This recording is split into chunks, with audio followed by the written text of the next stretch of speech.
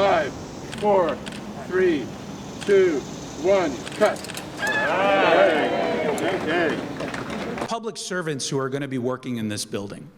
Montgomery County has established a long history of excellence in its governance. It's the Department of Health and Human Services and our mental health team providing life-saving services to county residents who are in crisis. Young adults aged 18 to 25 years had the highest prevalence of any mental illness at more than 29%. And the reason I mentioned this age group is because it's close to my heart. When I was in my mid-20s, I personally suffered a debilitating clinical depression. It lasted for about three years. In the last few months of that depression, I remember that I could not write, my speech was slurred, and I couldn't think very clearly. And at night, I couldn't sleep. I felt like my body was falling into a dark hole that had no end. It was an emotionally scary time for me. The counselor noticed that. Eventually, he said I should go to a psychiatrist.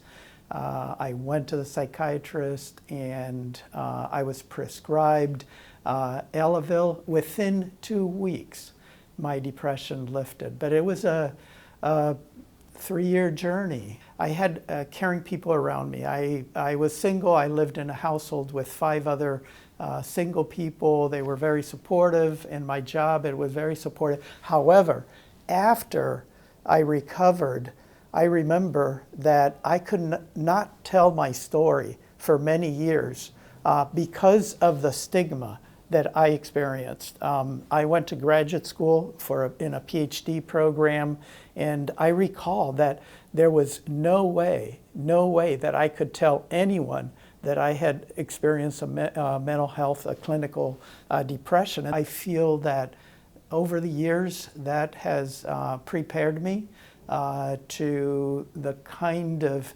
passionate approach to the work that I do in behavioral health, and trying to help people. I met with police officers, new police officers who are training at the police academy. It's the beginning of the 40-hour CIT training.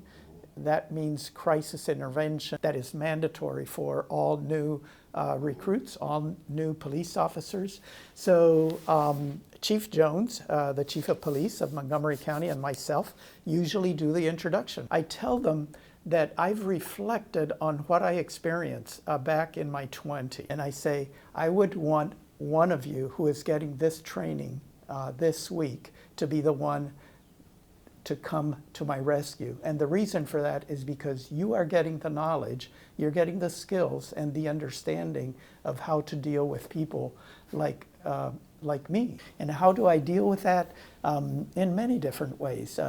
I run, that's something that's helpful.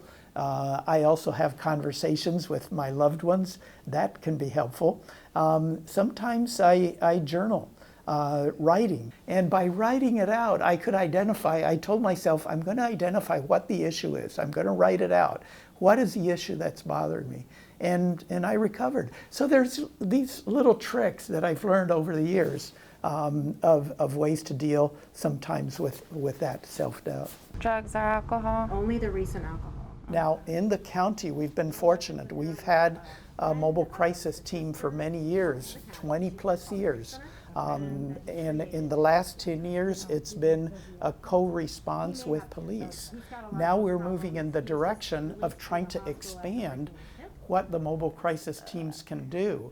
And some of them is to go into behavioral health crisis where there's no weapons or where there's no risk of violence, so that they can see go without police presence alleviates the police from needing to respond to those kinds of situations, and it frees them to take care of other types of incidents, emergency incidents. The whole purpose is to stabilize individuals in crisis and also to divert them from jails and from emergency rooms. We want to be equitable, we want to be culturally competent, we want to make sure that every resident in this county feels like they're taken care of, especially when they go into a crisis.